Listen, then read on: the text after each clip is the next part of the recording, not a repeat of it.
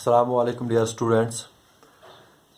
पिछले जो लेक्चर्स थे उन सारे लेक्चर्स में मैंने आपको आयनिक बॉन्ड और कोवैलेंट बॉन्ड के बारे में बताया और फिर आयनिक कंपाउंड और कोवैलेंट कंपाउंड, यानी वो कंपाउंड जिसमें आयनिक बॉन्ड होता है उसको आयनिक कंपाउंड बोलते हैं और जो कंपाउंड जिसमें वो कोवैलेंट बॉन्ड होता है उसको बोलते हैं कोवैलेंट कंपाउंड। अब इनके कैरेक्टरिस्टिक्स मैंने एक एक करके आपको बताए, जैसे कि जो कोवैलेंट बॉन्ड होता है वो यूजुअली गैस में एग्जिस्ट होता है, वो स्ट्रांग बॉन्ड नहीं होता है उनमें। इसी तरह से जो उनका मेल्टिंग पॉइंट है वो लो होता है एज कम्पेयर। तो वही चीज़ें आज मैं यहाँ पे कंपेयर करूँगा। आयनिक जो हमारे पास कंपाउंड्स होते हैं और कोवैलेंट कंपाउंड्स होते हैं उनको मैं आज यहाँ पे कंपेयर करूँगा। जो मैंने आज तक पढ़ा है उनको उसको मैं सम अप करके उनको कंपेयर करूँगा। तो इस तरीके से मैं यहाँ पे एक टेबल बनाऊँगा। एक तरफ से मैं यहाँ लिखूँगा आयनिक कंपाउंड्स,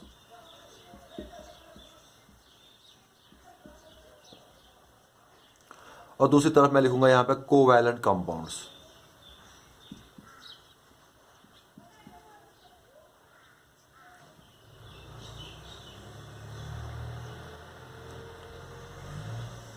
देखो, पहला पॉइंट जो आप देखोगे आयनिक कंपाउंड्स के बारे में, आयनिक कंपाउंड्स जो होते हैं ये आयन्स के बने होते हैं, ये आयन्स के बने होते हैं। तो यहाँ पे मैं लिखूंगा यानी कैटायन्स और एनायन्स, पॉजिटिवली चार्ज और नेगेटिवली चार्ज। तो यहाँ पे मैं लिखूंगा आयनिक कंपाउंड्स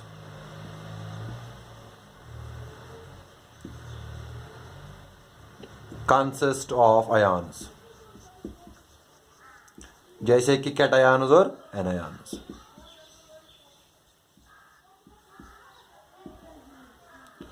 जो आयनिक कंपाउंड्स होते हैं वो आयन्स के बने होते हैं। और अगर हम बात करेंगे जो कोवैलेंट कंपाउंड्स होते हैं वो एटम्स मिले हुए होते हैं, मॉलिक्यूल बनाते हैं। फिर वो कोवैलेंट कंपाउंड जो होता है वो मॉलिक्यूल्स का फिर बना होता है।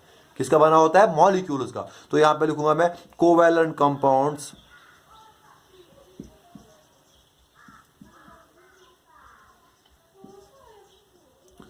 Consist of molecules. ये है पहला point.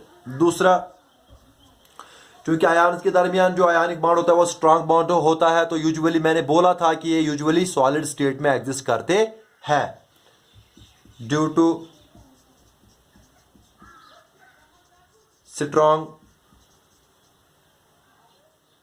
Strong nature of ionic bond.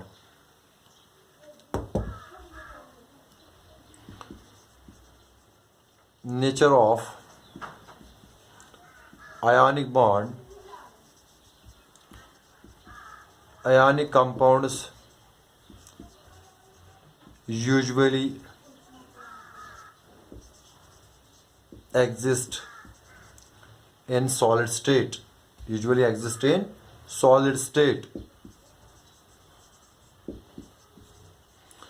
लेकिन अगर आप यहां पे बात करेंगे, ये जो कोवैलेंट कंपाउंड्स होते हैं ये ज्यादातर लिक्विड्स और गैसेस में हम इनको पाते हैं और सॉलिड्स में भी एग्जिस्ट करते हैं, लेकिन ये जो है ये पर्टिकुलरली ज्यादा सॉलिड्स में एग्जिस्ट करता है। और जो कोवैलेंट कंपाउंड्स होते हैं वो सॉलिड में भी, लिक्विड में भी और गैसलेस स्टेट में भी एग्जिस्ट करते हैं। तो यहां पे लिखूंगा मैं covalent compounds can exist in all three states,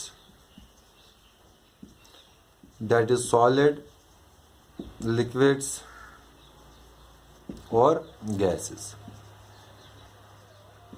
solids की एग्जांपल मैंने आपको दी थी, जैसे ग्लूकोज दिया था, कार्बोहाइड्रेट दिया था। लिक्विड्स की एग्जांपल अगर आपको देनी है, वाटर है लिक्विड एग्जांपल।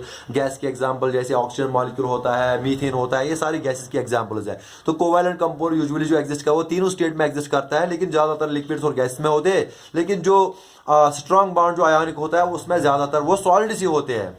सॉलिड्स क्या वो एग्जिस्ट ही करते हैं सॉलिड में। जैसे आप भी कोई भी आप सॉल्ट ले लो, जैसे Na+Cl negative sodium chloride common salt जिसको हम बोलते हैं, वो सॉलिड स्टेट में एग्जिस्ट करता है। इस तरह से बहुत सारे हमारे पास आयनिक कंपाउंड है जो ज्यादातर क्या मैक्सिमम टाइम वो सॉलिड स्टेट में ही एग्जिस्ट करते हैं। तो ये था दूसरा point of comparison between the ionic and covalent compounds. तीसरा वो ये है कि ये जो strong nature of ionic bond होता है और सॉलिड स्टेट में एग्जिस्ट करते हैं, तो इसका मतलब इनका मेल्टिंग पॉइंट हाई होगा।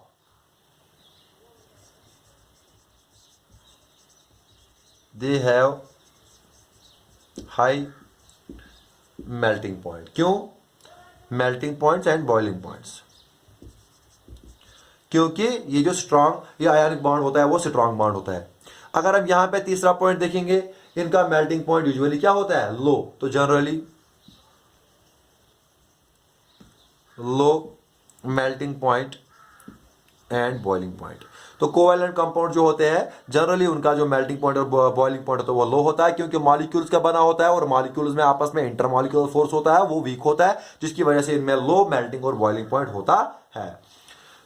फोर्थ पॉइंट अगर हम देखेंगे वो ये है कि अगर हम आयनिक कंपाउंड्स को देखें, आयनिक कंपाउंड्स अगर हम मोल्टन स्टेट में ले लें, मोल्टन स्टेट में अगर हम आयनिक कंपाउंड्स को ले लें, आयन्स अलग अलग होते हैं, तो मोल्टन स्टेट में आसानी से करंट को फ्लो कर सकते हैं, यानी आयन्स की मूवमेंट होगी। जब हम इसको इसमें से करंट पास करना चाहेंगे तो मोल्टन स्टेट में इसकी करंट इसमें पास हो जाएगी। लेकिन कोवैलेंट कंपाउंड्स क्या होते हैं, अगर हम इसका लिक्विड फॉर्म भी ले, अगर हम इसका solid form, liquid form, gaseous form, कोई भी फॉर्म इसका ले, वो आयन्स में कन्वर्ट नहीं होता है, उसमें आयन्स नहीं होते, वो मॉलिक्यूल्स का बना होता है। तो जिस वजह से जो कोवैलेंट कंपाउंड होता है उनमें इलेक्ट्रिसिटी पास नहीं होती है, चाहे हम लिक्विड स्टेट ले, चाहे हम सॉलिड स्टेट ले, चाहे गैसोस स्टेट ले। लेकिन यहां पे जो आयनिक कंपाउंड होते हैं, अगर हम इसके मोल्टन स्टेट यानी लिक्विड फॉर्म इस आयनिक कंपाउंड की ले तो उसमें इलेक्ट्रिसिटी कंडक्ट होती है।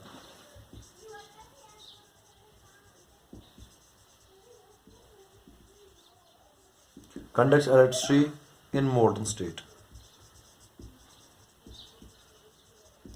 तो यहां पे लिखूंगा does not conduct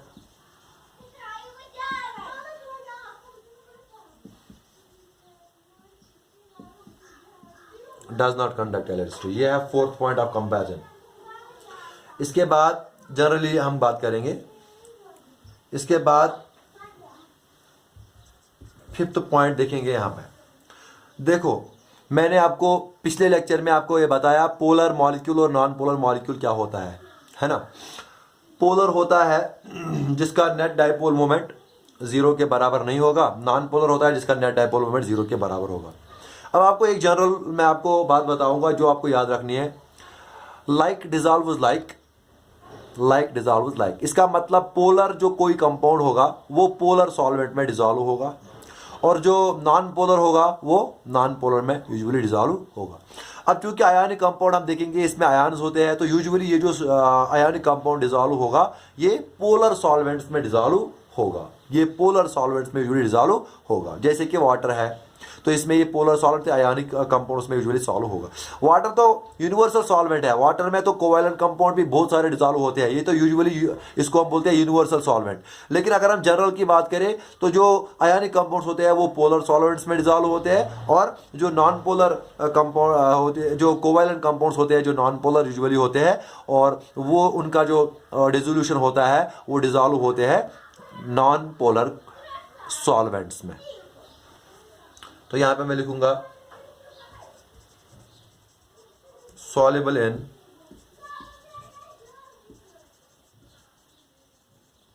polar solvents usually. तो यहां पे मैं लिखूंगा usually soluble in non polar solvents. Non polar solvents मतलब जिसका नॉन पोलर मॉलिक्यूल होंगे, जैसे बेंजीन होता है हमारे पास वो नॉन पोलर होता है, बेंजीन है, ईथर है, कार्बन टेट्राक्लोराइड, ये सारे नॉन पोलर सॉल्वेंट्स है। तो यूजुअली जो covalent compounds non polar solvents में डिसॉल्व होते हैं, और ये जो आयनिक कंपाउंड्स होते हैं ये पोलर सॉल्वेंट्स में डिसॉल्व होते हैं, क्योंकि ये आयन्स के बने होते हैं और ये मॉलिक्यूल्स के बने होते हैं। इसी तरह से मैं आपको एक लास्ट वाला पॉइंट इसमें कंपैरिजन बताऊंगा, वो ये है, ये जो आयनिक कंपाउंड्स होते हैं ये यूजुअली क्रिस्टल्स में एग्जिस्ट करते हैं। यूजुअली क्रिस्टल्स यानी ये कंटिन्यूस फॉर्म में आयन्स होते हैं वो जुड़े होते हैं और एक क्रिस्टल बनाते हैं। अगर हम कोवैलेंट कंपाउंड्स की बात करेंगे तो इनके जो मॉलिक्यूल्स होते हैं उनकी डेफिनेट ज्योमेट्री और डेफिनेट शेप होती है। तो यहां पे मैं लिखूंगा exist as crystals,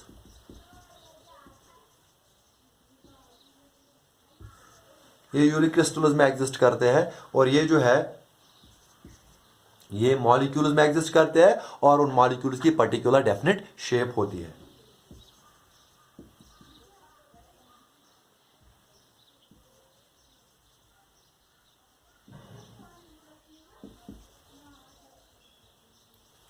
with definite geometry.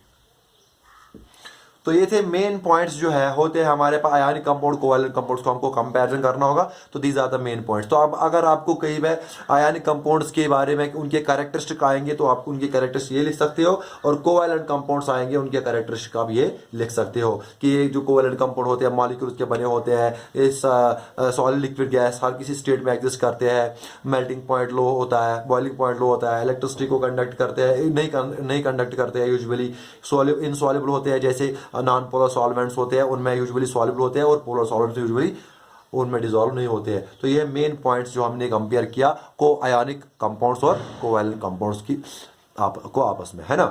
अब इसके बाद इस कोवैलेंट कंपाउंड्स और आयनिक कंपाउंड्स, कोवैलेंट कंपाउंड या कोवैलेंट बॉन्ड को मैं लास्ट इसका जो टॉपिक है, और इसके बाद में कोवैलेंट का जो बॉन्ड है इसको मैं एंड करूंगा। वो लास्ट जो है वो है कोवैलेंट बॉन्ड की classification on the basis of number of shared pairs, है ना। तो यहां पे मैं लिखूंगा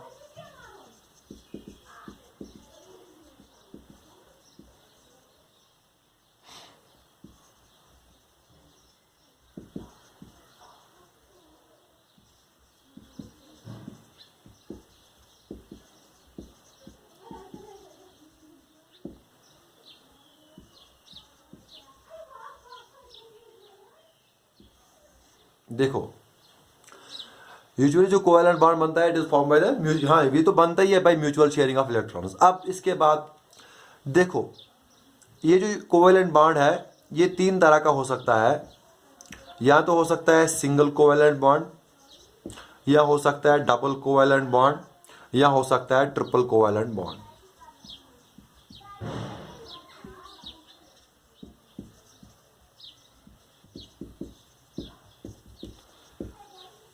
single covalent bond, double covalent bond, triple covalent bond. अब क्या होता है single covalent bond, double covalent bond और ट्रिपल कोवैलेंट बॉन्ड। पहले मैं उठाऊंगा सिंगल कोवैलेंट बॉन्ड। देखो सिंगल कोवैलेंट बॉन्ड क्या होता है।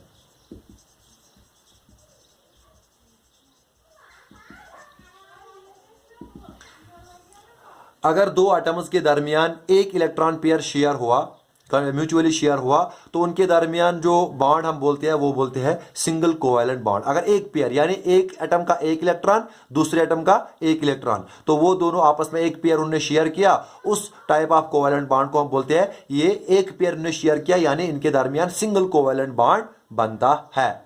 जैसे मैं यहां पे लिखूंगा if one pair of electron is shared between two atoms, it is called as single covalent bond। अब साथ साथ में यहाँ पे फॉर्मेशन ऑफ कुछ मॉलिक्यूल्स की बताऊंगा। देखो सबसे पहले मैंने आपको हाइड्रोजन की एग्जांपल दी। एग्जांपल्स अगर मैं दूंगा तो मैं लूंगा H2 मॉलिक्यूल की एग्जांपल। इसमें क्या होता है, ये होता है H एटम, ये होता है दूसरा H एटम, इसका एक इलेक्ट्रॉन इसका एक इलेक्ट्रॉन, तो ये बन गया H मॉलिक्यूल। इनमें एक इलेक्ट्रॉन पेयर आपस में शेयर हुआ तो ये बनता है, इसको हम एक पेयर को एक लाइन सिंगल लाइन से इस तरह रिप्रेजेंट करते हैं तो इसको बोलते हैं सिंगल बॉन्ड। तो इनके दरमियान सिंगल बॉन्ड एग्जिस्ट करता है हाइड्रोजन मॉलिक्यूल। यानी जब एक पेयर दो एटम्स के दरमियान शेयर होगी तो उसको हम बोलेंगे सिंगल कोवैलेंट बॉन्ड। इसी तरह से अगर एग्जांपल देंगे मीथेन मॉलिक्यूल की,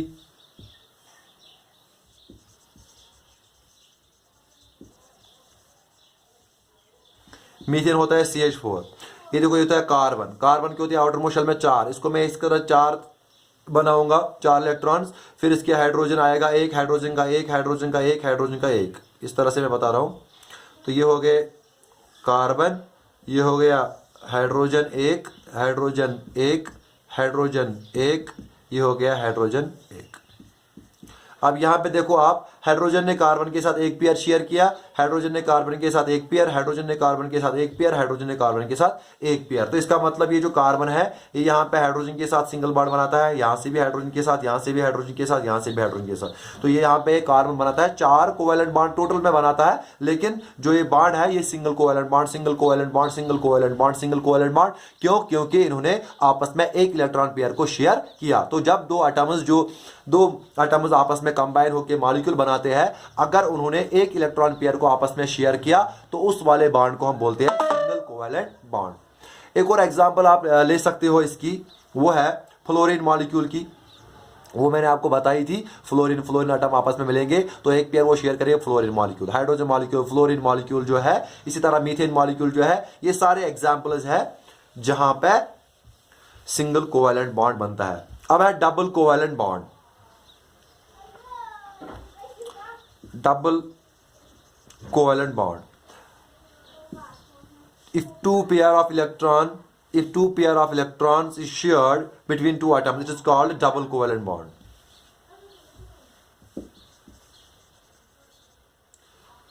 अगर दो पेयर इलेक्ट्रॉन्स के शेयर हुए दो एटम्स के दरमियान तो उसको हम बोलेंगे double covalent bond.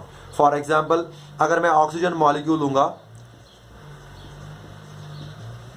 Oxygen molecule होगा, वहां पे आप देखोगे ऑक्सीजन 2 है, ये ऑक्सीजन 2 है। देखो क्या होता है, इसके जो आउटर मोस्ट शेल में इसके होते हैं वो होते हैं 6 इलेक्ट्रॉन्स, ये होते हैं 2, ये होते हैं 2, फिर ये दो और इसके 2 आपस में शेयर होते हैं, इसके भी अपने 2 है।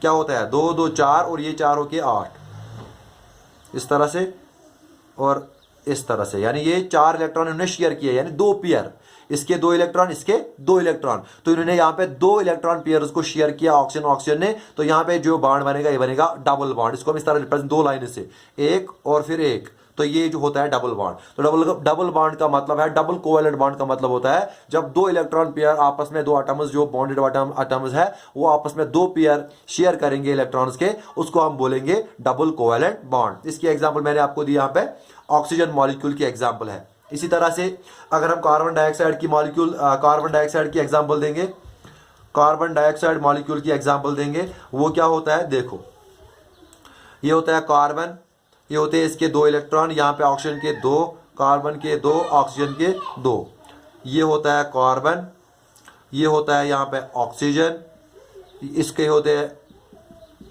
अपने 4 और ये 2 हो गए 6। इसी तरह से ये हो गया यहाँ पे ऑक्सीजन के फिर अपने 4 इलेक्ट्रॉन। तो ये देखो ये हो गया कार्बन, इन्हें इस ऑक्सीजन के साथ 2 पेयर शेयर किए, इस ऑक्सीजन के साथ भी 2 पेयर शेयर किए, तो ये बन गया कार्बन डाइऑक्साइड। यहाँ पे भी डबल बॉन्ड, यहाँ पे भी डबल बॉन्ड, तो इसको हम इस तरह से लिखेंगे C डबल बॉन्ड O और यहाँ से भी डबल बॉन्ड O। तो ये होता है डबल बॉन्ड। तो डबल बॉन्ड का मतलब होता है जब 2 पेयर इलेक्ट्रॉन्स के आपस में एटम्स को शेयर हो तो उसको बोलेंगे डबल कोवैलेंट बॉन्ड। अब इसी तरह से आपको समझ आया होगा कि ट्रिपल कोवैलेंट बॉन्ड क्या होता है। हाँ, ट्रिपल कोवैलेंट बॉन्ड होता है जहां पे 3 इलेक्ट्रॉन पेयर आपस में वो शेयर करेंगे, तो triple covalent bond if 3 pair of electrons is shared between the 2 atoms, then that is known as triple covalent bond. तो इसको बोलते हैं triple covalent bond. For example, अगर हम देखें नाइट्रोजन मॉलिक्यूल, देखो नाइट्रोजन मॉलिक्यूल में क्या होता है, इसमें होते हैं इस वाले के 3 और इस वाले के 3 आपस में शेयर करते हैं। टोटल होते हैं बाहर कितने, नाइट्रोजन में टोटल बाहर कितने होते हैं, नाइट्रोजन का एटॉमिक नंबर है 7, तो इसका मतलब 5 और 2। तो इसका मतलब इसके 2 अपने हैं और इसके भी 2 और अपने हैं। तो इसका मतलब इन्होंने आपस में 3 इलेक्ट्रॉन पेयर को शेयर किया। तो इसको मैं इस तरह से लिख सकता हूं N ट्रिपल बॉन्ड N। तो ये यहाँ पे बन गया नाइट्रोजन मॉलिक्यूल। नाइट्रोजन मॉलिक्यूल में ट्रिपल कोवैलेंट बॉन्ड होता है, यानी ये आपस में ये 2 नाइट्रोजन एटम्स 3 इलेक्ट्रॉन पेयर को शेयर करते हैं। तो ये हो गया triple bond N triple bond N, इसको बोलेंगे ट्रिपल बॉन्ड, 3 पेयर शेयर की हुई। इसी तरह से एक और एग्जांपल मैं दूंगा, एसिटाइलिन की एग्जांपल दूंगा, या इथाइन इसको बोलते हैं, या एसिटाइलिन। वो क्या होता है, वो होता है कार्बन, इसके 3 इलेक्ट्रॉन और दूसरे कार्बन के 3 इलेक्ट्रॉन, फिर ये है ये कार्बन और हाइड्रोजन का एक है, कार्बन और हाइड्रोजन का एक, इस तरह से ये बनता है H। देखो ये है कार्बन ये वाला, ये है कार्बन ये वाला, ये है हाइड्रोजन, ये है हाइड्रोजन। देखो आप, कार्बन कार्बन के दरमियान 3 इलेक्ट्रॉन पेयर शेयर हुए, इसको कार्बन ट्रिपल बॉन्ड कार्बन, इन दो के दरमियान एक पेयर तो सिंगल बॉन्ड, इन दो के दरमियान एक पेयर तो सिंगल बॉन्ड, इसको बोलते हैं एस्टाइलिन या बोलते हैं इसको इथाइन। तो ये एक एग्जांपल और है जहां पे हम ट्रिपल बॉन्ड देखते हैं, यहाँ पे कार्बन और कार्बन आपस में 3 इलेक्ट्रॉन पेयर को शेयर करते हैं, तो इसका मतलब ये यहाँ पे ट्रिपल बॉन्ड बनता है, कोवैलेंट ट्रिपल बॉन्ड। तो इस तरह से हम इलेक्ट्रॉन पेयर कितने, दो एटम्स के दरमियान कितने इलेक्ट्रॉन पेयर शेयर हुए, उस बुनियाद पर भी हम इन कोवैलेंट बॉन्ड्स को क्लासिफाई करते हैं। वो है single covalent bond, double covalent bond और ट्रिपल कोवैलेंट बॉन्ड। एक पेयर अगर शेयर हुआ दो एटम्स के दरमियान तो वह है सिंगल कोवैलेंट बॉन्ड, दो पेयर शेयर हुए तो डबल कोवैलेंट बॉन्ड, तीन पेयर शेयर हुए आपस में तो होता है ट्रिपल कोवैलेंट बॉन्ड। तो ये था कोवैलेंट बॉन्ड के बारे में। मैंने पिछले लेक्चर 5 से लेके अभी तक जो मैंने पढ़ाया आपको, ये सारा कोवैलेंट बॉन्ड और आयनिक बॉन्ड और इनके कंपाउंड्स के बारे में सारी जानकारी आपको कोशिश की कि आपको सारी जानकारी दूं। तो ये है कोवैलेंट और आयनिक बॉन्ड। अब इसके बाद हम देखेंगे नेक्स्ट लेक्चर में।